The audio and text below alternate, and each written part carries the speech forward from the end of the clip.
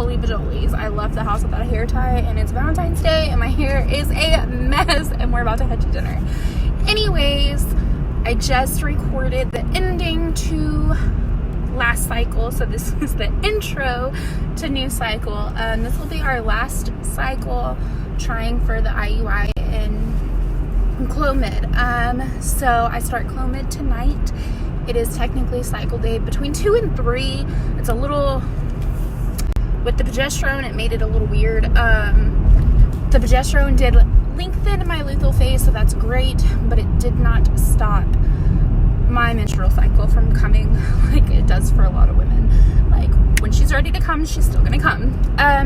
So anyways, yeah, so we start Clomid tonight, 100 milligram, and Monday we go, or I schedule the ultrasounds to start watching the follicles.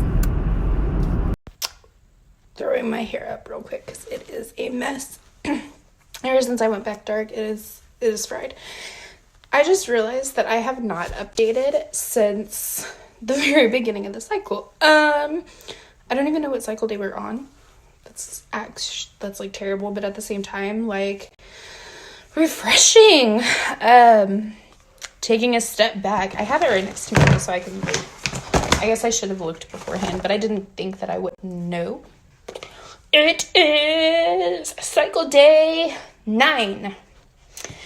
So, cycle day 9, the Clomid, I legit, like, had no side effects. If I did have side effects, they were positive side effects. So, I don't know if, like, my body's just used to it now or what. Monday, it is Friday. So, Monday, we go in for our first and hopefully only ultrasound to look at the follicles. So, hopefully our only, because on Monday, I'll be cycle day 12, and last month on cycle day 12 is when I got my positive OPK, and so we did the IUI on cycle day 13 last month. So it'd be really awesome because we're going to trigger this month. So Monday, if I go in and the follicles are pretty and big enough, then we will trigger on Monday. If not, we will try again Tuesday or Wednesday. So that's that. I'm excited to see my little follies and see where they're at on cycle day 12 on a Clomid 100 milligram cycle. Because the only other time that I did follicle watching was on a natural cycle, and they weren't ready until cycle day 17, 18, 19. Like, it was late. So I'm excited for that, as long as I didn't overstimulate, because that is one thing the last couple of days I've had some ovary pain. So hopefully, pray to God, I'm not overstimulating. So that's really, and I guess, like, I should put this in there. My progesterone, so I was on 200 milligrams once a day, which is, like, they normally would start somebody out on, like, 100 milligrams or 90 milligrams, but we knew that I had low progesterone, so we went ahead and started at kind of, like, the max dose. Not max dose, but whatever. And my progesterone, the highest it went was 0.8. Before I got on the progesterone, it was a 0.4 and a 0.6. So the progesterone did not touch me. And the doctor is not happy about that at all. So we will be adding, he wants to double the dose of progesterone this month, which I really don't know if I can handle doubling the pill dosage. So we might have to switch to put suppositories once a day and then the pill once a day. I don't know. I'll find out more on Monday about that. So little fun fact about that.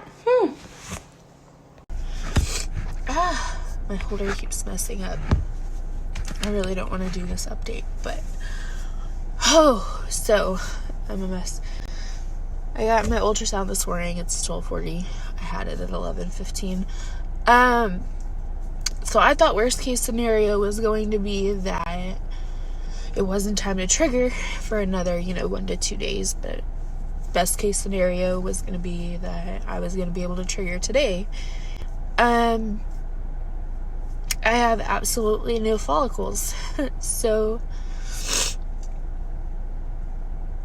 it's crazy. That's definitely not what I was expecting at all. I'm trying to process it still, so I'm a little like, woo. We set up an appointment, though, for March 6th, since that's when A normal cycle should begin for me without progesterone. It was around March 6th, so I should know more around March 6th. We've obviously got to do more testing to see what the heck is going on. But it's crazy. God, it's crazy.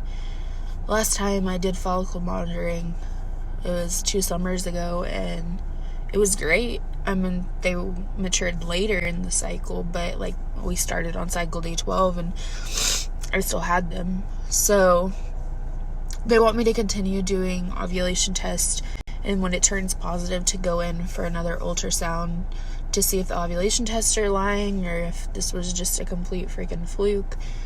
So I figured I would make one more post in this vlog before I ended it.